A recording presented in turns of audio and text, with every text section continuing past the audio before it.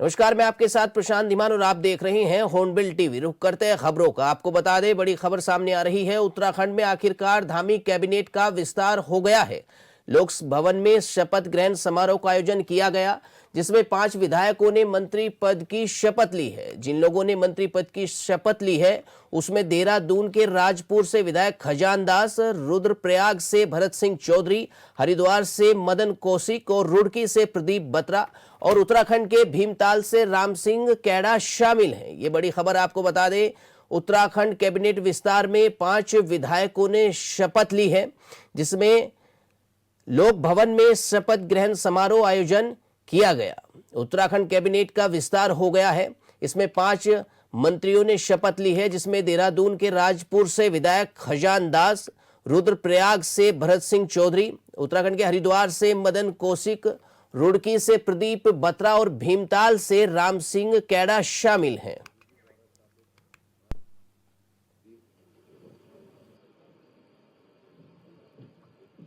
सभी लोग लंबे समय से राजनीतिक क्षेत्र और सामाजिक क्षेत्र में काम करते रहे हैं। उनका दीर्घकालिक अनुभव है। उनके दीर्घकालिक अनुभव का लाभ पूरे प्रदेश को मिलेगा और हमारे प्रधानमंत्री जी का जो विकसित भारत का संकल्प है, उस विकसित भारत के संकल्प को पूरा करने में उत्तराखंड अपना योगदान देगा। उसमें इन सभी महानुभावों का बड़ा योगदान होगा और प्रधानमंत्री ने जो बाबा केदार के धाम से ये उद्घोष किया था कि ये दशक उत्तराखंड का हो, तो हम सब इस संकल्प के साथ आगे बढ़ेंगे कि ये दशक उत्तराखंड का हो का चयन किया जाता है। तो अच्छा शुभ दिन है, नवरात्र का समय है, शुभ मंत्रिमंडल का पूर्ण गठन अब उत्तराखंड में हुआ है। और क्योंकि अभी आचार संहिता में 1 वर्ष का समय है, ऐसे 1 वर्ष के अंदर अनेकों जनता के काम होंगे, जिन कामों को हमने प्राथमिकता आगे बढ़ाना है। और मुझे पूरा विश्वास है कि हमारे मंत्रिमंडल के सभी सहयोगी मुख्यमंत्री के साथ एक साथ सामूहिकता के साथ और जन समाज की समस्या को समाधान करेंगे और 2027 में भारतीय जनता पार्टी हैट्रिक बनाए, इसके लिए हम अब असंतोष खत्म हो गया। असंतोष कभी नहीं था, कोई ऐसी पार्टी में होता नहीं है। समय पर हर कार्यकर्ता संविधान को आगे बढ़ाई जाती है। ये जिम्मेदारी मैं चुनौती की तरह स्वीकार करता हूँ और एक चुनौती भी है, क्योंकि आने वाला समय अब चुनाव का है। 27 में हमको चुनाव में जाना है और इसमें हम कितना अच्छा काम प्रदेश के हित में कर सकते हैं, उस काम पे माननीय मुख्यमंत्री के साथ कंधे पे कंधा मिला करके आगे हम बढ़ेंगे, चलेंगे। और मुख्यमंत्री ने जिस तरह से प्रदेश स्तर का अच्छा काम किया है, चाहे युवाओं को लेकर के हो, चाहे महिलाओं को लेकर के हो, उसको और आगे बढ़ाने का मिलकर के काम करेंगे। और क्योंकि पहले भी मुझे मौका मिला है, पहले भी मैं मंत्री रह चुका हूँ और इसलिए जो मेरा अनुभव होगा, जितनी मेरा नॉलेज होगा, जितने मेरे दिमाग में आएगा, मैं प्रदेश के हित में काम करूंगा और ऐसा कोई भी काम नहीं करूंगा जिससे प्रदेश के जनमानस को ठेस पहुंचे। आप सबको नवरात्रियों की बधाई हो और हिंदू नववर्ष की बहुत बहुत बधाई हो। और माननीय पुष्कर धामी जी के नेतृत्व में, नरेंद्र मोदी जी के नेतृत्व में जो प्रदेश और देश का विकास हो रहा है, उसी विकास के मैप को हम आगे ले जाने का काम करेंगे। निश्चित रूप से युवाओं के हित में, माताओं के हित में, बहनों के हित में, प्रदेश के हित में जो भी हमसे संभव हो पाएगा हम उस दिशा में काम करेंगे। माननीय पुष्कर धामी जी रात दिन काम कर रहे हैं, माननीय नरेंद्र मोदी जी रात दिन काम कर रहे हैं और हमारी सरकार, भारतीय जनता पार्टी की सरकार, प्रदेश के हित में रात दिन काम कर रही है और हम लगातार प्रदेश के हित में जो भी हमसे हो पाएगा हम काम करेंगे। और समय कम है, चुनौतियां भी हैं, लेकिन चुनौतियों से मुकाबला करना हमारा काम है और हम चुनौतियों से मुकाबला करेंगे। जो भी हमसे संभव हो पाएगा हम उस दिशा में काम करेंगे। मैं धन्यवाद करता हूं अपने नेतृत्व का, पार्टी संगठन का, माननीय मुख्यमंत्री का, जिन्होंने प्यार और जिम्मेदारी दी। प्यार और जिम्मेदारी को मैं सेवा के रूप में लूंगा, उत्तराखंड की सेवा करूंगा और जो संकल्प लिया है कि सरकारी योजना का लाभ हर व्यक्ति तक पहुंचे, ऐसा संकल्प रहेगा और जो भी मेरे से हो सके अपने कर्तव्य का निर्वहन करूंगा। मैं सबसे पहले अपने माननीय मुख्यमंत्री जी का और अपने शीर्ष नेतृत्व का बहुत बहुत धन्यवाद देना चाहता हूं। उन्होंने ये जिम्मेदारी हमको सौंपी है और मेरा पूरा प्रयास रहेगा कि जो अपेक्षाएं हमसे रखी जाएंगी उनको पूरा करने का प्रयास किया जाएगा। आज सरकार में मंत्री के रूप में दायित्व मिला है, पूरी ताकत के साथ, हिम्मत के साथ इस दायित्व को आगे बढ़ाएंगे। प्रदेश के विकास के लिए जो बन पड़ेगा उसे बहुत ताकत के साथ करेंगे। मुख्यमंत्री के नेतृत्व में अभी जो कुंभ होना है उसको भी पूरी ताकत के साथ करेंगे और जो प्राथमिकताएं हैं प्रदेश के विकास की उनमें भी साथ साथ धामी मंत्रिमंडल का आज विस्तार हो गया है। 5 नए मंत्रियों ने शपथ भी इस दौरान ले ली है। खजान दास, राम सिंह कैडा, भरत चौधरी और मदन कौशिक के साथ ही प्रदीप बत्रा ने शपथ भी ली है। 2027 चुनाव को देखते हुए बड़ा फैसला भी लिया गया है और लोक भवन में राज्यपाल गुरमीत सिंह ने इन सभी 5 मंत्रियों को शपथ भी दिलाई है। यानी कि लंबे समय से चर्चाएं तेज थी कि जल्दी मंत्रिमंडल का विस्तार हो सकता है और आज वो घड़ी भी आ गई जब 5 मंत्रियों ने शपथ भी ले ली है। वहीं हिंदू नववर्ष के अवसर पर राष्ट्रीय स्वयंसेवक संघ की ओर से कालाडूंगी में भव्य पथ संचलन निकाला गया। इस दौरान स्वयंसेवकों में खासा उत्साह देखने को मिला और पूरा वातावरण देशभक्ति के नारों से गूंज उठा। बता दें कि पथ संचलन की शुरुआत शहर के प्रमुख स्थल से हुई, जिसमें बड़ी संख्या में स्वयंसेवकों ने गणवेश में अनुशासनबद्ध तरीके से भाग लिया। ऐसे में हाथों में दंड लिए स्वयंसेवक कदम से कदम मिलाकर चलते नजर आए। कार्यक्रम के दौरान वक्ताओं ने नववर्ष के महत्व पर प्रकाश डालते हुए भारतीय संस्कृति और परंपराओं को अपनाने का संदेश दिया। उन्होंने कहा कि यह पर्व भारतीय नवचेतना और सांस्कृतिक गौरव का प्रतीक है।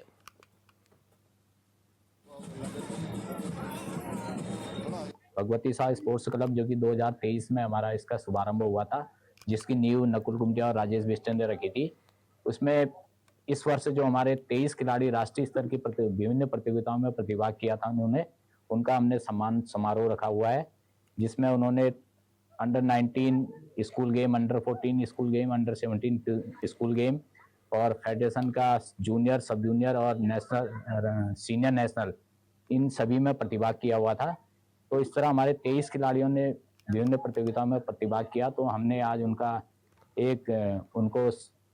उनका मनोबल बढ़ाने के लिए एक सम्मान समारोह आयोजित किया गया था।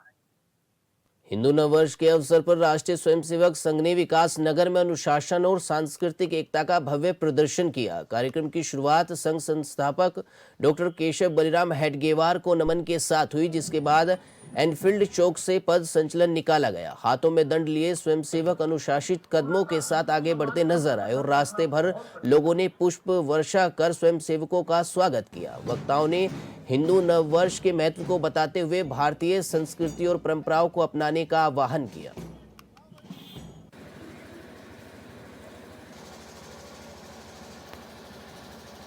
राष्ट्रीय स्वयंसेवक संघ का वर्ष प्रतिपदा का कार्यक्रम संघ के 6 उत्सव में से एक उत्सव है। हर वर्ष राष्ट्रीय स्वयंसेवक संघ इसे पूर्ण गणवेश में और समाज के सामने एक पथ संचलन के रूप में मनाता है। यह कार्यक्रम नव दुर्गा पूजन जो होता है, इसका प्रारंभ नव संवत्सर, उसके प्रथम दिन से संघ का मनाने का कारण डॉक्टर केशव बलराम हेडगेवार जी का जन्मोत्सव आज के दिन ही होता है। सृष्टि की रचना आज ही के दिन से ब्रह्मा जी द्वारा प्रारंभ हुई, ऐसा अपना इतिहास बताता है, और भगवान श्री राम का राज्याभिषेक भी आज ही के दिन हुआ था। तो ऐसा ये शुभ दिन हमारी संस्कृति साहित्य में है और राष्ट्रीय स्वयंसेवक संघ के लिए ये दिन, क्योंकि संघ के संस्थापक डॉक्टर केशवराव बलराम हेडगेवार जी का जन्मोत्सव है, इस कारण से हम लोग वर्ष प्रतिपदा को इस रूप में मनाते हैं। हमेशा अमन और भाईचारे का संदेश देते हैं। हर साल की तरह इस बार भी हमने जो कि राष्ट्रीय स्वयंसेवक संघ के जो पथ संचलन निकला है अभी, तो हमें लगा कि इनका सम्मान करना चाहिए, क्योंकि जब ये हमारा सम्मान करते हैं, क्योंकि हिंदुस्तान एक खूबसूरत गुलदस्ता है और हम जिस समाज में रहते हैं उस समाज में एक बड़ा तबका हिंदू समाज है और उस समाज के हम भी एक अंग हैं। इस गुलदस्ते के हम भी एक उस बगीचे के फूल हैं। सभी कम्युनिटी यहाँ पे हिंदू, मुस्लिम, सिख, ईसाई सब प्यार मोहब्बत से रहती है। तो मुझे लगा कि ये संदेश देना चाहिए और हमने उनके सम्मान के रूप में, जहाँ एक तरफ नफरत चल रही है पूरे देश में, हमने सम्मान के रूप में उनके ऊपर पुष्प वर्षा करके उनको ये संदेश दिया है कि हिंदू, मुस्लिम, सिख, ईसाई सब आपस में है, भाई भाई, ना दूरी है ना खाई है। हिंदू हमारे भाई है, ना दूरी है ना खाई है। सनातनी हमारे भाई है, कहीं कोई भेदभाव नहीं है किसी तरह का। वहीं दूसरी ओर कोटाबाग के मूसा बंगर क्षेत्र में हाथियों ने किसानों की फसलों को तहस नहस कर दिया। ग्रामीणों के मुताबिक कोटाबाग के मूसा बंगर में हाथियों का आतंक लगातार बना हुआ है, जिससे फसलों का नुकसान तो हुआ ही है, लेकिन अब ग्रामीणों की जान पर बनाई है। किसान कमल जोशी ने बताया कि कई बार लिखित और मौखिक रूप से विभागीय अधिकारियों को सूचित किया जा चुका है, मगर अब तक कोई एक्शन नहीं लिया गया। उन्होंने बताया कि वन विभाग को ज्ञापन सौंपने आए थे तो वहां कोई अधिकारी रेंज पर मौजूद ही नहीं मिला। तेरा हाथी गेहूँ खा गया है और हाथी हमारा पीछा कर रहा है और हमें अपनी जान माल का खतरा है। हमने डिपार्टमेंट को फ़ोन किया, वहाँ गश्त में कोई भी नहीं आया। पूरी रात भर हम घर से बाहर गए। हमारा जो क्षेत्र है वो काश्तकारों का क्षेत्र है और 3 तरफ से जंगल से घिरा हुआ क्षेत्र है। लगातार कई वर्षों से जंगली जानवरों का वहाँ उत्पात हो रहा है। कई बार सूचना मौखिक रूप से भी दी गई है, लिखित रूप से भी की गई है। परसों रात को हाथी के द्वारा एक एकल हाथी आ रहा है और उसने बहुत ही उत्पात मचाया, कई फेंसिंग तोड़ दी। जो हम ब्रेक के बाद फिर से आपका स्वागत है। हॉर्नबिल टीवी में रुख करते हैं खबरों का। चमोली जिले में सक्रिय पश्चिमी विक्षोभ के कारण पिछले कुछ दिनों से ऊंचाई वाले क्षेत्रों में भारी बर्फबारी और निचले इलाकों में झमाझम बारिश हो रही है। इससे शीतलहर और ठंड बढ़ गई है, जिससे जनजीवन प्रभावित हुआ है। वहीं Badrinath Dham, Hemkund Sahib, valley of flowers, Chinab valley, Dronagiri, Malari Niti valley से लेकर ओली तक हिमपात हुआ है।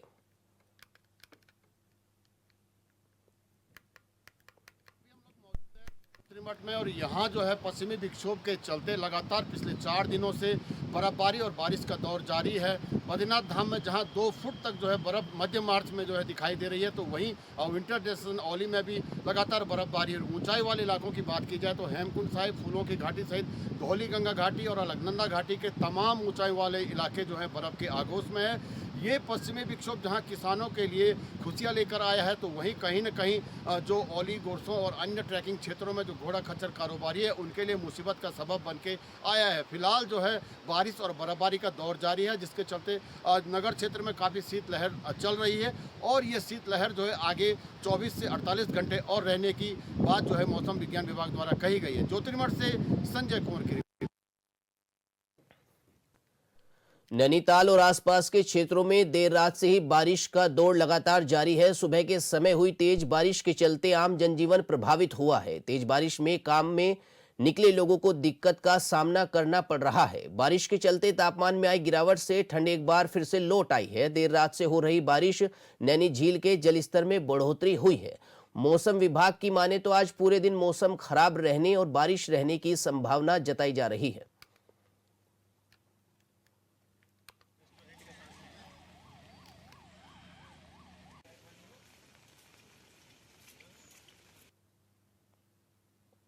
वहीं हरिद्वार में भी मौसम का अचानक मिजाज बदल गया है, जहां पश्चिम विक्षोभ के प्रभाव से शहर और आसपास के ग्रामीण इलाकों में रुक रुक कर बारिश हो रही है, जिससे मौसम सुहावना तो हो गया है, लेकिन लोगों की परेशानियां भी बढ़ गई हैं। बारिश के कारण जलभराव की आशंका लगातार बनी हुई है।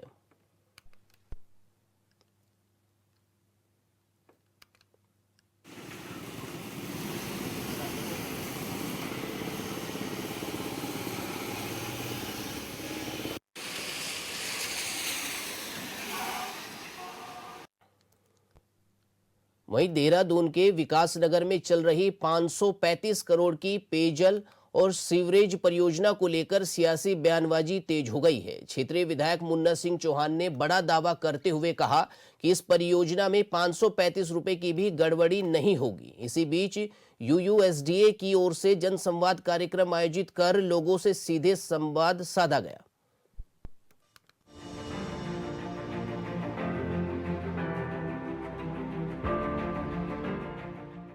उत्तराखंड शहरी क्षेत्र विकास एजेंसी यानी कि यूयूएसडीए के तहत विकास नगर में जलापूर्ति और सीवरेज सिस्टम को आधुनिक बनाने के लिए करीब 535 करोड़ रुपए की परियोजनाओं पर काम चल रहा है। ये प्रोजेक्ट एशियाई विकास बैंक यानी एशियन डेवलपमेंट बैंक के सहयोग से संचालित हो रहा है। जन संवाद कार्यक्रम के दौरान विधायक मुन्ना सिंह चौहान ने साफ कहा कि इस परियोजना में पूरी पारदर्शिता बरती जा रही है और किसी भी तरह की अनियमितताएं बर्दाश्त नहीं की जाएंगी। यहाँ पे क्वालिटी कंट्रोल वगैरह के ऊपर विशेष रूप से निगरानी है। आईआईटी से रैंडम सैंपलिंग होकर के टेस्टिंग होती है, श्री राम से होती है, सीपेट है भारत सरकार का डोईवाला में, उससे इसकी रैंडम सैंपलिंग करके उसकी जांच होती है और हमारे यहाँ सिंचाई विभाग के यहाँ सैंपल्स जाते हैं और रैंडम होते हैं। ऐसा नहीं कि एक के पास एक ही जा रहा है, दूसरे बार वो चेंज होकर के चला जाता है। तो कहीं पर भी कोई गड़बड़ी की गुंजाइश छोड़ी नहीं जा रही। और जैसा आपको बताया गया कि 18+3 21 साल का 18 साल का मेंटेनेंस इसके अंदर रखा गया।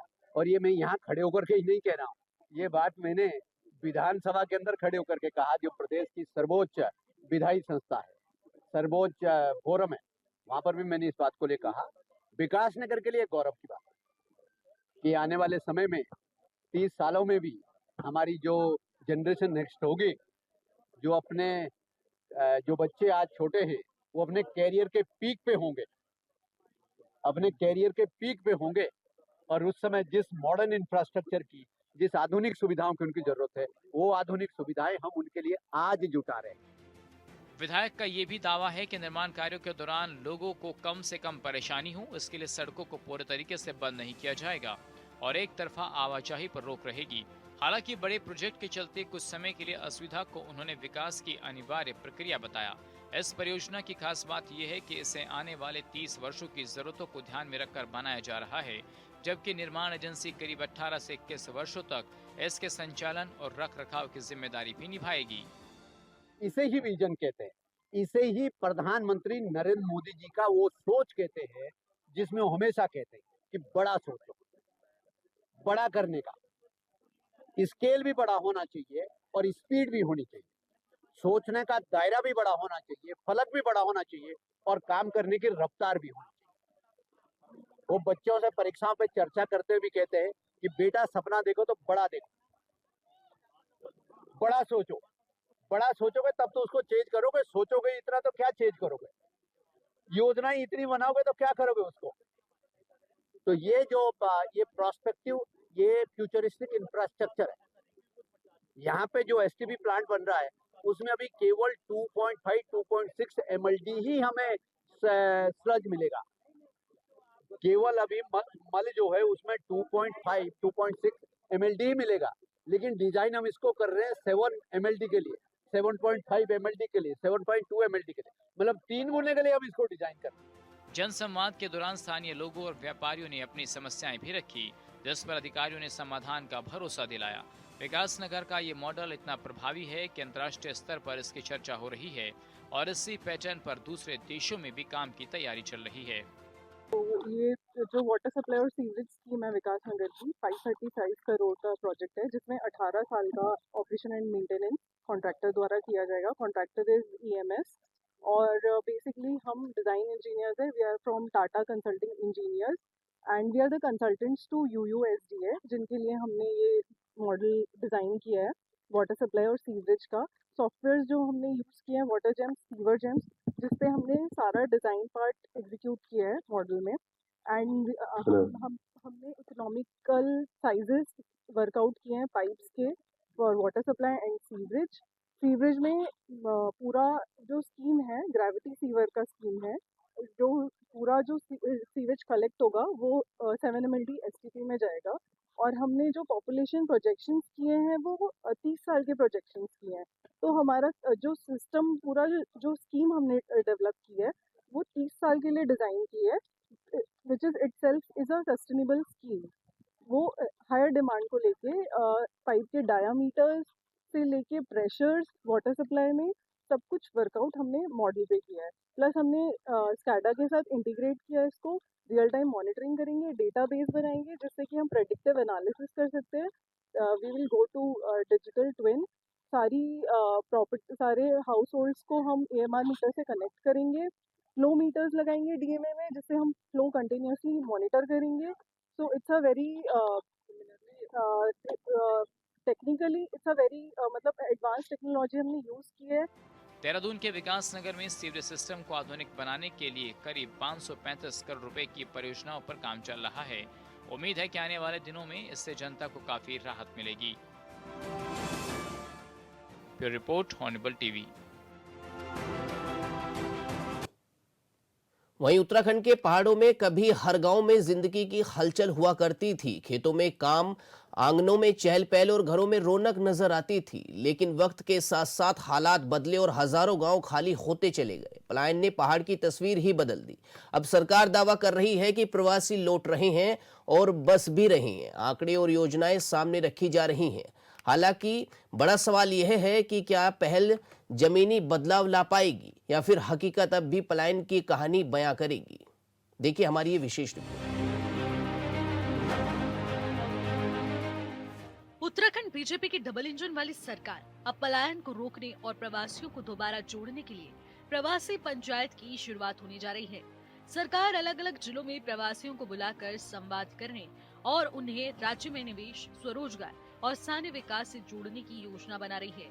आंकड़ों के मुताबिक कोरोना काल के दौरान लाखों प्रवासी लौटे थे, जिसमें करीब 6000 से अधिक लोग के स्थायी रूप से बसने का दावा किया जा रहा है। अब सरकार इस पहल के जरिए और लोगों को जोड़ने की तैयारी में है, लेकिन विपक्ष इस पहल पर भी सवाल उठा रहा है। प्रवासियों की पंचायत, प्रवासियों को बुलाना, ये एक अच्छा मानता हूँ, एक प्रयास है, करना चाहिए। लेकिन सबसे पहले मैं सरकार से कहना चाहता हूँ, कोरोना काल में जब उतनी बड़ी महामारी में हमारे जो भी लोग थे वो बाहर से वापस अपने गांव आए और छोटे छोटे रोजगार शुरू किए उन्होंने।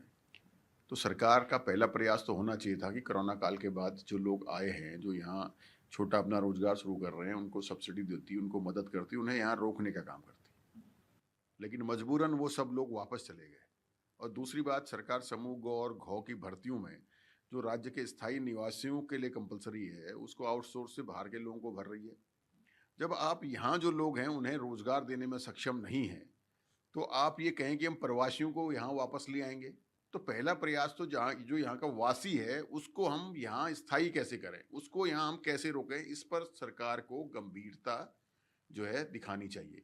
यहाँ के व्यक्ति को रोजगार न देकर बाहर के व्यक्ति को आप आउटसोर्स के माध्यम से रोजगार दे रहे हैं। आप जो आज भर्तियां हैं, उन भर्तियों में इंटरव्यू को 60 और जो है कि क्वालिफिकेशन को 40 नंबर कर आप भ्रष्टाचार को व्यापक आमंत्रण कर रहे हैं।